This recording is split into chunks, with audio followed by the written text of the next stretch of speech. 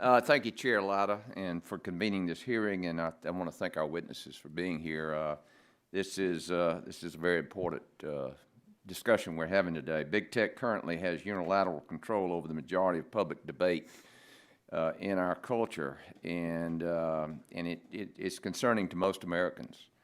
What is even more concerning is that as a result of the Twitter files, it has been made clear that Big Tech is also working in direct coordination with government officials to silence specific individuals whom unelected bureaucrats disagree with. This Orwellian scenario is un-American, and House Republicans will not stand for it. Last year, the Partner Institute, a self-appointed clearinghouse for fact-checkers, made news when one of its fact-checkers, PolitiFact, incorrectly labeled third-party content that challenged the Biden administration's definition of a recession as false information. It is clear that PolitiFact was biased in the content it was flagging as misinformation or false information to fit the narrative it preferred, rather than reflecting the known facts.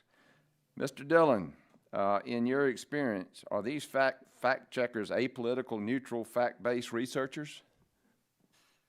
No, that's a pretty good joke. They are not. They, you know, in the whole fact-checking apparatus, there's unbelievable hubris in the whole project. You know, this idea, especially when we're talking about medical information too, I often hear people going back to say that, well, it was based on what we knew at the time that we were saying that this was true or that this was false.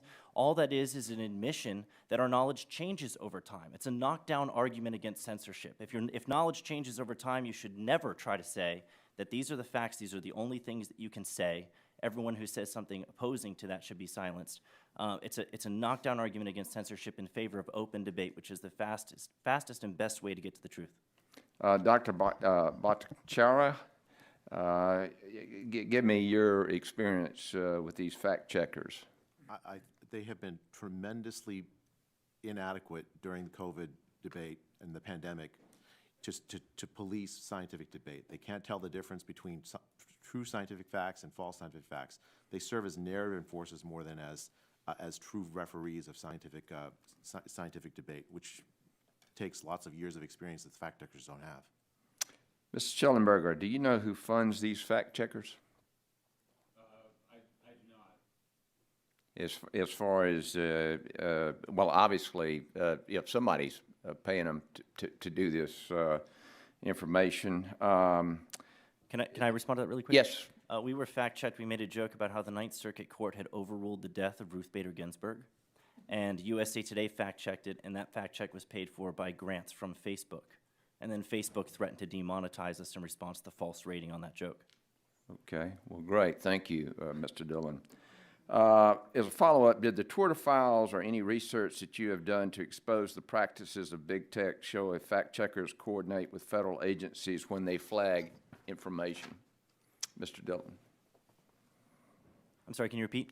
As far as the Twitter files, is there any research that you have done to expose the practices of Big Tech that show if fact checkers coordinated with federal agencies when they flag information?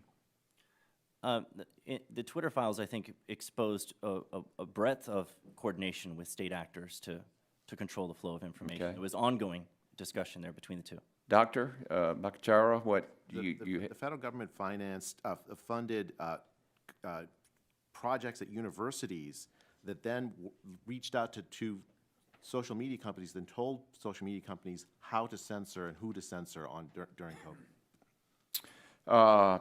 Mr. Dillon, real quickly, what did Twitter's censor of your company do to your revenue? Well, initially we did see a spike because we had a lot of people sign up in support of us, but being off of Twitter for 8 months took its toll. Currently, it's where we generate the most impressions and the most traffic. I just posted the other day that we generated more impressions on Twitter in the last week than we have on Facebook, Instagram, and YouTube combined, partly because Facebook has been throttling us so much. We'd get more views on a post if we stuck it on a telephone pole in a small town than we're doing lately. Yeah, and so much of that is just to hide the truth, to be honest with you. I met with Dr. Caldwell, who is associate professor at the Medical College of Georgia, which is Augusta University, and she gave me a page here, Protecting Young People Online, and I'd like to submit this for the record.